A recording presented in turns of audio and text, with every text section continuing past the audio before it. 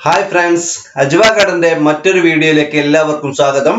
ഇന്നത്തെ വീഡിയോയിൽ നമ്മൾ പരിചയപ്പെടുന്നത് സ്റ്റാർ ഫ്രൂട്ട് എന്ന പഴച്ചെടിയെയും ഈ പഴത്തിന്റെ ഗുണങ്ങളെയുമാണ്. നമുക്ക് വീഡിയോയിലേക്ക് കടക്കാം. അതിനു മുമ്പ് ഞങ്ങളുടെ ചാനൽ സബ്സ്ക്രൈബ് ചെയ്യാത്ത സുഹൃത്തുക്കൾ ഉണ്ടെങ്കിൽ ചാനൽ സബ്സ്ക്രൈബ് ചെയ്യുക, കൂടെ ആ ബെൽ ബട്ടൺ കൂടി ഒന്ന് പ്രസ് ചെയ്യുക.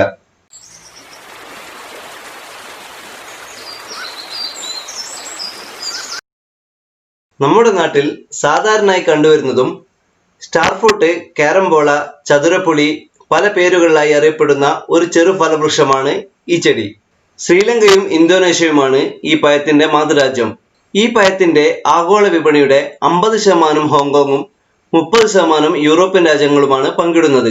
ഉത്സവ സീസണായ ക്രിസ്മസ്, ഈസ്റ്റർ സമയങ്ങളിലെ വിപണി മുന്നിൽ കണ്ടുള്ള കൃഷി പരിപാലന മുറയാണ് വ്യാവസായിക അടിസ്ഥാനത്തിൽ കൃഷി ചെയ്യുമ്പോൾ അനുവർത്തിക്കുന്നത്. തോട്ടാടിസ്ഥാനത്തിൽ കൃഷി ചെയ്യുമ്പോൾ മെച്ചപ്പെട്ട ഇനങ്ങളുടെ ഒട്ടുതൈകൾ ഇപ്പോൾ ലഭ്യമാണ്.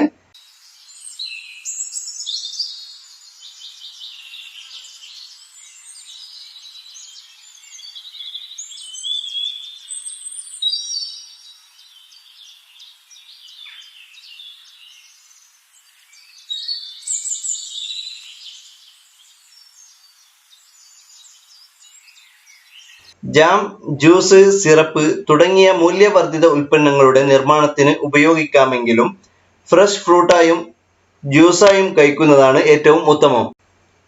ആരെയും വിസ്മയിപ്പിക്കുന്ന ഔഷധമേന്മയുടെ കലവറയാണ് സ്റ്റാർ ഫ്രൂട്ട്. കലോറി മൂല്യം കുറവുള്ളതും എന്നാൽ വിറ്റാമിൻ സിയുടെയും വിറ്റാമിൻ ഡിയാലും സമ്പുഷ്ടവുമാണ് സ്റ്റാർ ഫ്രൂട്ട്. ഈ പഴം പച്ചയായിരിക്കുമ്പോൾ നമുക്ക് കറികളിലും ഉപയോഗിക്കാം.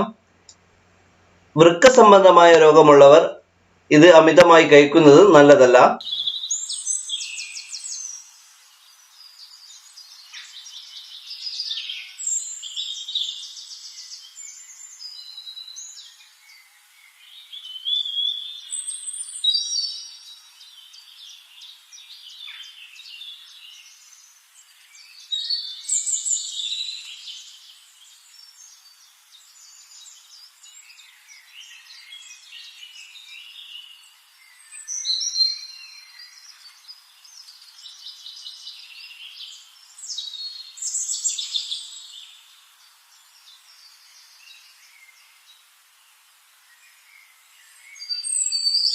കുറുകെ മുറിച്ചു മാറ്റിയാൽ പേരുപോലെ തന്നെ നക്ഷത്രാകൃതിയാണ് ഈ പഴത്തിന്റെ രൂപം. കേരളത്തിലെ കാലാവസ്ഥ സ്റ്റാർ ഫ്രൂട്ട് കൃഷിക്ക് വളരെ അനുയോജ്യമാണ്. ക്രാഫ്റ്റ് ചെയ്ത ഇതിന്റെ തൈകൾ വലിയ ചട്ടികളിൽ ബോൺസായി രൂപത്തിൽ വളർത്തിയെടുത്താൽ കായ് പിടിച്ചു കഴിഞ്ഞാൽ നല്ല ഒരു അലങ്കാര ചെടിയായും ഇത് ഉപയോഗിക്കാവുന്നതാണ്. നിങ്ങൾക്ക് ഇതിന്റെ മധുരമുള്ള വെറൈറ്റികളുടെ തൈകൾ ഇപ്പോൾ നഴ്സറികളിൽ ലഭ്യമാണ്. എൻ്റെ അടുക്കളുള്ള ഈ തൈ വർഷത്തിൽ 2 പ്രാവശ്യം കായ്ക്കുന്നതാണ്. ഇതൊരു ചട്ടിയിലാണ് ഞാൻ നട്ടിട്ടുള്ളത്. എല്ലുപൊടി, വേപ്പിൻ പിണ്ണാക്ക്, ചാണകപ്പൊടി എന്നിവയാണ് ഞാൻ ഇതിന് വളമായി നൽകുന്നത്.